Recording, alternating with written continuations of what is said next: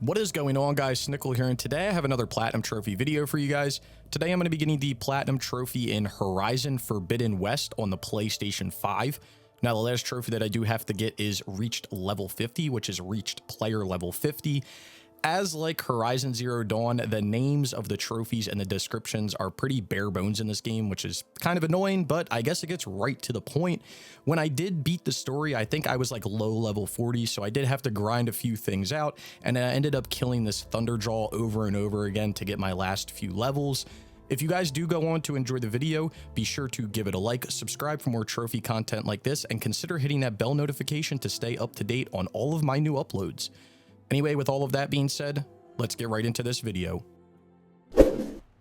I was live streaming myself getting this platinum. I do live stream all my platinum trophies and various other things over on Twitch. So if you want to follow me, there's a link for that down in the description below. So before I talk about a few things, I just want to mention this little method that I'm using right here. I don't know exactly where I am on the map, but if you spawn in there, there's a Thunderjaw site. You can ride over to the Thunderjaw on your bird, or whatever you have, your Sunwing, and then you can hop off. You can kill him pretty quickly, get like 6,000 XP, fly away and fly back, and he respawns. So you don't even have to like rest anywhere. You can just fly away, fly back, do the follow the route that I use, and then you will end up getting an easy way of getting XP. So there's a few things I want to say just right off the bat. Okay, now that I'm done talking about the trophy, let's talk about this game a little bit. And I'm gonna say something that's probably pretty controversial, but I gotta say it. I just gotta say it. And it's the fact of I was not impressed by this game at all. Okay, actually, let me not say it like that. I was impressed visually by this game. This game is visually a beautiful looking game. I'm playing it on the PlayStation 5, so regardless, I think it should look pretty good. I did switch the mode to performance mode instead of, resolution mode, so that made it run a little bit better, but then it also made things look a little muddier. But all in all, the game looks phenomenal. It's a great looking game. Now, let's get into a few of my gripes here. This game is nothing different from Horizon Zero Dawn. Really, it's nothing different. There are a few new features in the game that are cool. There's new mounts, there's new overrides, there's new things to fight. Typical stuff that you would expect to see in a sequel. Build on things, give you new features, but all in all, the game loop is generally the same thing. And when I played Horizon Zero Dawn, I thought the same thing of like, wow, this game is a good looking game, but it's generally the same gameplay loop, and it's the same thing that we're seeing from every single open world game. So where I'm going to be controversial here is by saying the gameplay loop of this game, the story, everything like that. Actually, the story was okay. There were some things that happened that were definitely unpredictable, so I will give it some kudos there, but the gameplay loop and the core game itself is just like the same thing from Horizon Zero Dawn, which was not like anything crazy or revolutionary. And it's the same thing here. And like, I don't want to sound mean, but I just don't understand how people can sit there and say that this game is game of the year when it really doesn't revolutionize anything. To me, a game of the year is something that's like, it's almost like an MVP for a team, right?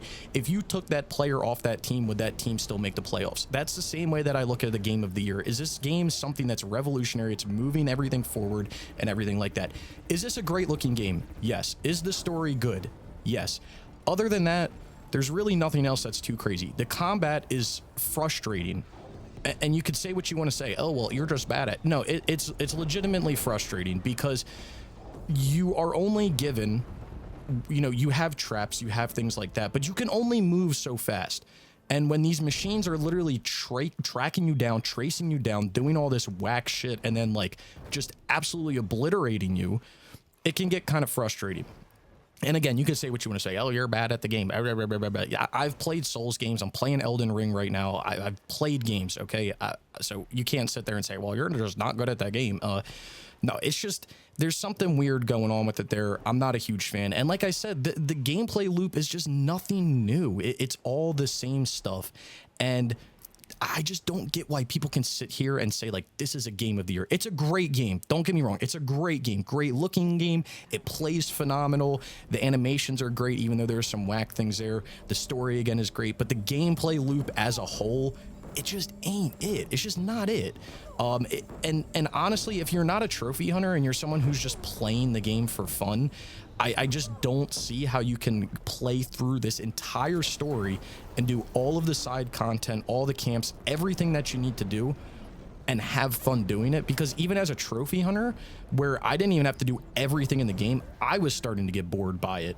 And I'll sit here and get 10,000 kills in multiplayer and have fun with it. So if I'm having issues, I don't know. To each their own, but that's just how I feel. So here we go. There's our last kill. It's reached level 50. There it is. And then we will get this platinum trophy. All trophies obtained. Again, very general naming. I'm not trying to rag on the game. I really had a fun time playing it. All around, it's a great game. But I don't know about game of the year. But anyway, with all of that being said, let's take a look at this list. Here it is, 100% with a platinum, no DLC or anything, but I'm assuming that there's going to be some down the line. And as you're looking through the list here, you're going to see that there are trophies for reaching level 50, beating the story, doing various other things. And yeah, that's basically that. You don't even have to do everything in the game in order to get the platinum. You don't have to do every relic ruin. You don't have to do every bandit camp. You don't have to do every thing that the game has to offer, which blows my mind, because there's some things that you do have to do everything, and then there's some that you don't. Like when you're doing the trials, you don't even have to get all the blazing marks or whatever they're called. You only have to get the lowest level. So basically you just have to go in and beat the trial one time. So again, not really sure there, but I'm glad that they made it kind of easy. But you know, to each their own. But all in all, compared to Horizon Zero Dawn, I would say that the list is comparable, maybe even easier. And they have a lot of bronze trophies, which is something that happened on Horizon Zero Dawn as well. But I am just slightly disappointed by the list and what the game kind of makes you do. Anyway, here is the profile. Trophy level 558, 55%. Got 13,366 total trophies. Got 9,031 bronze, 2,993 silver, 1,131 gold, 211 platinums, and like I said, 13,366 total trophies if you're into that numbers kind of stuff. And then here's the platinum trophy itself. All trophies obtained. So I feel like people are going to be mad because I basically ragged on the game the whole video. And that wasn't my intention here. I want to say that I did enjoy the game, but I just wanted to put my hot take out there because I don't want people to think that I'm hopping on some bandwagon years down the line when people look back at Horizon Zero Dawn and Horizon Forbidden West and whatever comes after it and they say, you know, these are very cookie cutter games. The best comparison that I can give to this game is when you're driving down the street and you see a neighborhood with some really big, nice houses. And you're like, wow, from the outside, you're like, wow, those are great looking houses. I'd love to live in those houses. And then you go into one and you realize that the walls are cardboard thin. It's a full wooden house. And it's basically this cookie cutter ass house that someone just made to make some quick money. It's the same thing with this game. If you look at this game from the outside and you look at what people talk about with this game, you're going to think that this is the most revolutionary game ever made. And I just feel like after playing it and playing the first one, it's not. They're great games, but I'm not going to sit here and say they're revolutionary, game of the year, anything like that. So anyway, let's talk about some numbers. So difficulty out of 10 in order, or I guess time it takes to get this platinum. I don't know which one I do first. Let's talk about difficulty out of 10 first. So if I'm at to rate this out of 10, I'm going to give this like a 3 out of 10. Really, anybody can do this with their toes, so there's nothing difficult there. You don't even have to do everything in the game in order to get the platinum. There are some kind of hard things, I guess, with the combat, but that's why I'm giving it a 3 out of 10. You don't have to beat it on any difficulty. You don't have to do anything like that. So again, pretty easy. Time it takes to get the platinum, you're probably looking at 40, I would say probably closer to 50 hours. The story is a pretty big chunk, and you're not able to really explore. The game locks you off from certain areas until you progress far enough in the story. So I would suggest to just play through the story and then go back and clean everything up because nothing's really missable. So 3 out of 10, around 50 hours in order to get the platinum. And I'm assuming there's going to be DLC down the line, but it is what it is. Anyway, with all of that being said, I did enjoy the game. Let me just leave it on that note. I did enjoy the game. Don't be mad at me. I hope you guys did enjoy the video. If you did, be sure to leave a like.